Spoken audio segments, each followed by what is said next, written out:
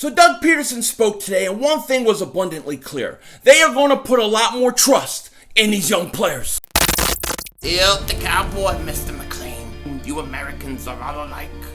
But this time, John Wayne doesn't walk into the sunset with Grace Kelly. Scary Cooper, asshole.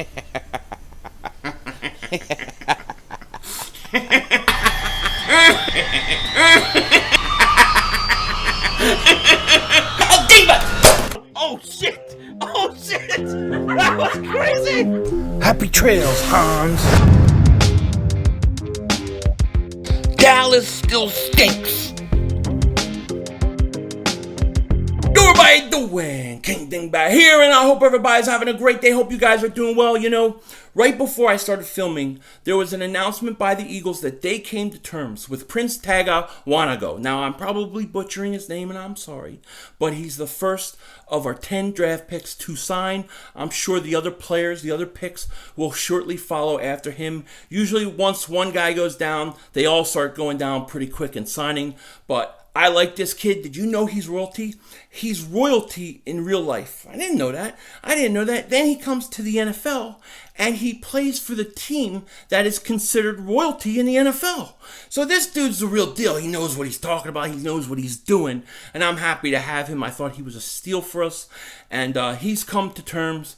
And that's a great thing. Now, the other thing I got to talk about. As you could see, I got the championship belt right here. That means the champ has something to say. And I'm going to have to say this. I have to get this out. Can't wait. But as many of you guys have seen this past weekend, I'm sure many of you have, Mark Holmes ran a Tet offensive against me. Mark Holmes, Tet offensive. He started making all these videos on me, talking about how scared I am of the Cowboys and all these kind of things. I'm losing my mind. But really what he was doing was he was projecting his fear and his scaredness onto me. He's the one that's scared. I'm taking all comers, man. I'm betting his son, Michael Anthony. Where's the fitness? I'm the one that is taking on father and son at the same time. Well, that don't sound good, but you know what I mean. Don't twist it and say, hey, he wants him to shove the head up the ass. That's not what I'm saying. I'm saying I'm betting both guys at the same time. That's it. They twist everything. I don't know what they're watching. Throb Father, that's right. Stop watching Throb Father. I didn't mean anything disgusting by what I just said. Anyways, what the hell am I? Oh yeah, so you all know I'm betting Michael Anthony wears fitness, right? I'm betting him, okay? If the Eagles sweep Dallas, he's got to chop Joe Boo's head off. That satanic little da has been wreaking havoc on chickens for a long time. And I'm going to try to save the chickens, okay? So his head goes off. But what many of you guys don't know, I have a bet with Mark Holmes himself. I have a bet that if the Eagles get swept by Dallas, I can't drink eggnog all holiday season. For you guys that are new to the channel, I love eggnog. I drink more eggnog than everybody combined in the world. In the world. I'm the biggest promoter of it. Okay? It's amazing to me that I haven't been offered an eggnog sponsorship. Nobody sells more eggnog than me. You know how many people send me DMs and stuff saying, dude, I just tried eggnog. It's amazing. It's amazing. That's because of me, Turkey Hill. You know what I mean? Jeez. But anyways, okay, so moving on to some Eagles talk. And I'm sorry that took so long. Something I had to do, had to get done so this bet could become official.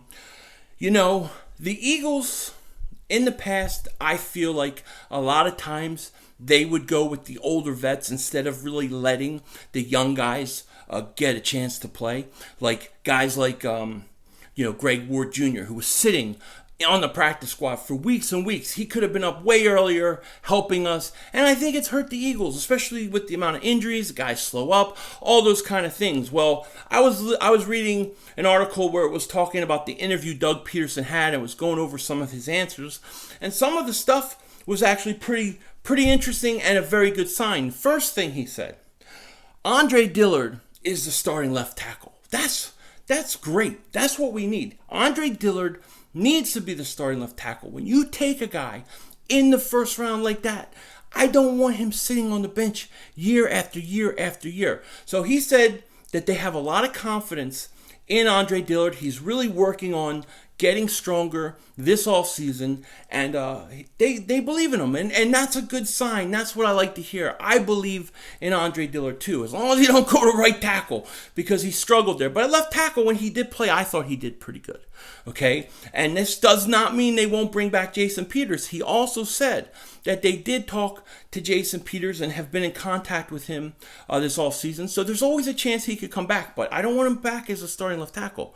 Put him inside or let him be a backup. And if he doesn't want that, then you can't bring him back. I'm thinking after this interview, though, I doubt Jason Peters comes back now. I really thought he was going to be the next signing, but I think Peters wants to start somewhere, and he's not going to start with Andre Dillard there, because Andre Dillard, he's our future left tackle, and I'm good with that, man. I'm good with that. The other interesting thing, I think this is really interesting, he was talking about the quarterback, who's going to back up Carson Wentz. Is it going to be Nate Sudfeld, or is it going to be Jalen Hurts? Now, there's going to be open competition for that backup quarterback spot. So Jalen Hurts is going to have the opportunity. However, Doug did point out that having a veteran, having a guy that knows the system is so important. Look at what happened when Carson got hurt and they had Foles, and how important that wound up being for the Eagles in 2017.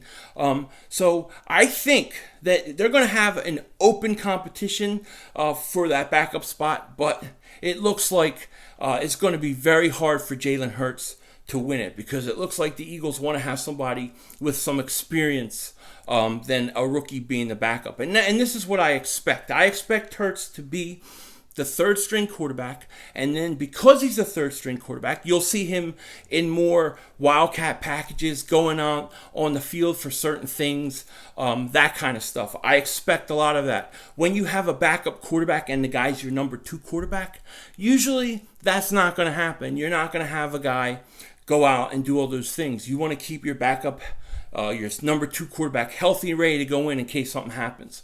So Jalen Hurts and Sudfeld, they're going to battle it out. But I think Hurts is at a disadvantage, especially all this virtual at-home training. I don't care how they try to spin it. It can't be as good as being on the field with the guys, having coaches right there in your face to tell you every step, anything that you do wrong. So he's going to be at a disadvantage. All these rookies are going to have to play. They're going to all be playing from behind. But as far as Hurts being the backup, I don't think that's going to happen right away. I think it looks like Sudfeld's your number 2, Hurts is your number 3. And what I expect is the Eagles are going to use that wild card and use Hurts early. Then I don't think it's going to work as well as they think, because it never seems like it does. Remember Vic McNabb? Then after that, he's just going to be holding a clipboard and learning. And he's going to be learning, and that's what I want him to do. Learn, work on your mechanics, get up to snuff, because after this season, going into next season, he then will be your backup quarterback. They're going to let Sudfeld go. He'll be the backup. And you know what? At that point, you'll see no wildcat from him. And then hopefully Carson stays healthy throughout the years. And guess what? Hurts can be the backup. He can maybe get traded for a first-round pick someday, something like that. But that's the best-case scenario. However, I think he's your third-string quarterback. And then I think Sudfeld will be your backup at least for 1 year. But it will be an open competition. He'll have an opportunity, but he's going to have to really impress the Eagles. I can't wait. I can't wait to see Jalen Hurts during preseason. I hope he plays a hell of a lot. So it's pretty interesting. Don't forget, later this afternoon, I will be doing a live stream. Come hang out with me there. I'll see you then. With that said, take care. Talk to you later. And don't be a dingbat.